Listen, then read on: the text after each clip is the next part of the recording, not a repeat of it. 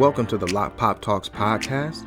I am your host, Tyree Wilson, and whether you are a man or a woman who is either married, separated, standing for your marriage, or divorced, this podcast is here to support you. Hey you guys, this is Tyree. Welcome back to the channel. Another episode of Lock Pop Talks. Remember, if you haven't already, hit that like, share, subscribe. Visit the website at www.tyreewilson.com.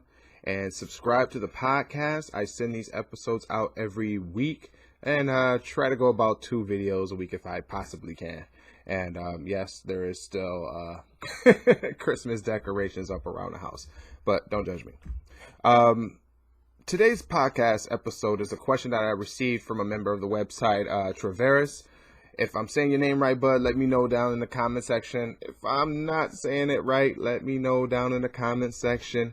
And Traveris, me and him have talked back and forth a few times, and you know, this is a good brother who is not only standing for his marriage, but he asks a lot of good questions.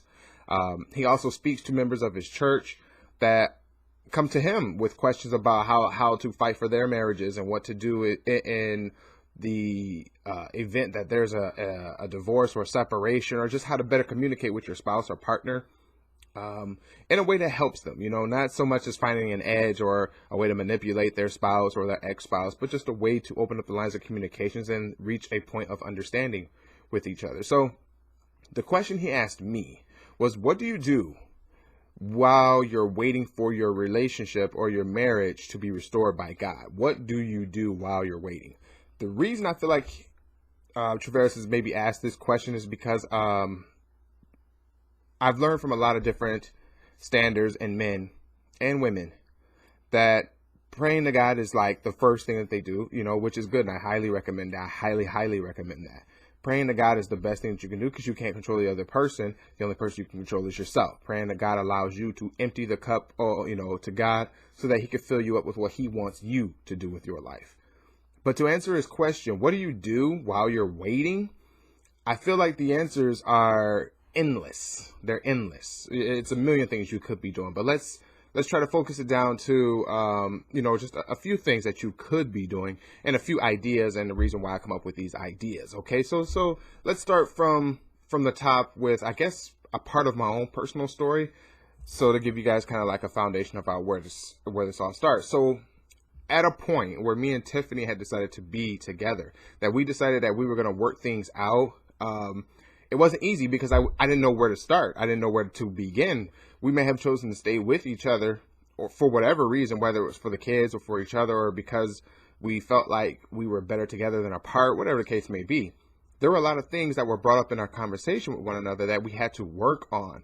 And not so much like, what about me that she asked me to work on? There were things about, what did I let go in myself in order to work on things? There was like things like my weight, my physical activity, my hobbies, my education, my spiritual relationship with God, my relationship with myself, with my family, with how to disassociate myself and my mind from negative thoughts. These are all the things I had to challenge. I had to arrive to and then challenge for I don't want to say a short period of time, but for a period of time. And in different ways, I am still tackling those demons even now and today. So what exactly did I do?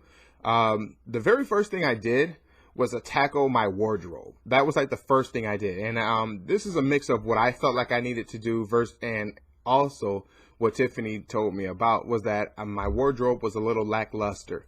I think when you're a married man, when you're married, period, not even just men, women too. Like if your wardrobe is one of the issues or something that you personally want to work on, you can work on those things. What I personally did is that I always had sweats. Like I'm wearing sweats now. I have sweatshirts, sweat jackets, sweatpants, shorts and stuff like that. So I'm pretty chill, comfortable clothing. And even when we went out, or even if I decided to go out, that's what I was wearing. It was very comfortable clothing. I barely had any clothes that I could dress myself in.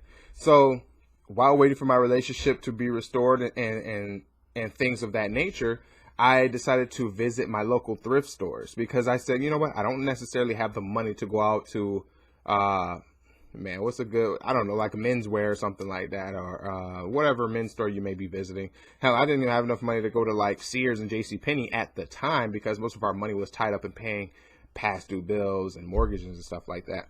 So I visited our local thrift stores. And if you guys are going to the local thrift stores, first of all, the reason why I recommend you do go to a thrift store is, one, it fits in your budget. Two, you'll find some really good clothes depending on the articles of clothing that you pick up. You'll find some really nice things. Second of all, you can go by yourself and you can pace yourself as you're going out shopping for those things. So I visited a local thrift store, found, some nice pants here and there, a nice shirt here and there. I don't buy socks. I don't buy shoes because, reasons. I'm not going to do that at the thrift store. I found belts. I found ties. And even though I don't always wear those things, a man should have the option, just like women. You dress nice. You should be able to dress nice for an occasion, and not because other people are telling you to, but because it's you. You have options. A man should have depth to himself, not only his mental game, but his fashion or the things that he wears. You should be able to dress for the occasion. And if you can't do that, that's something that you can work on. And that's what I worked on. And it took me a long time to work on those things. I had to buy different shoes, or actually I went pretty basic with the shoes. Like, I only chose black shoes. I know that you can go with brown. Brown or black shoes was pretty good. Brown or black slacks, khakis, or white, blue, and maybe a different off-color type of t-shirt. Your ties. So if you're not really like fashionably inclined or something like that, then just stick with white and black and then build your wardrobe from that point on. So everything I got was in white or black, and then as time went by, I kind of like expanded my colors. The next thing that I had to work on was my thinking. What I mean by my thinking is, whenever I dropped Tiffany off, this is when we had one car, and I had to take Tiffany to work at like 4 o'clock in the morning. Every morning she had to go to work. And I would take her every morning because we only had one car, and I had to drive myself to work and take the girls to school and stuff like that. So I would drop her off in the morning. I would grab me some coffee, maybe gas up the car a little bit more, and then I would head home. It's a 17-minute drive. Now, during that 17-minute drive, when Tiffany wasn't in the car, for a moment, I was always thinking about what I could say or do to maybe get more confirmation from Tiffany that she was truly recommitted back to our relationship. And because she wasn't in the car, there was no way for me to do that. So I was already setting myself up for disappointment, setting myself up for failure. So what I tend to do was I would start thinking about all the negative reasons for her to step out on me, or for me to step out on her. And then I would replay the situations that we've been through before.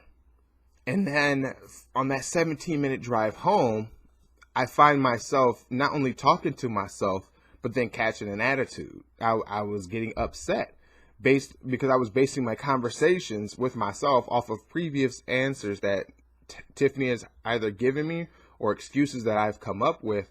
And next thing you know, I'm literally upset. 17 minutes driving home, which is self-sabotage. And then I did that. It came to a point where I was doing that.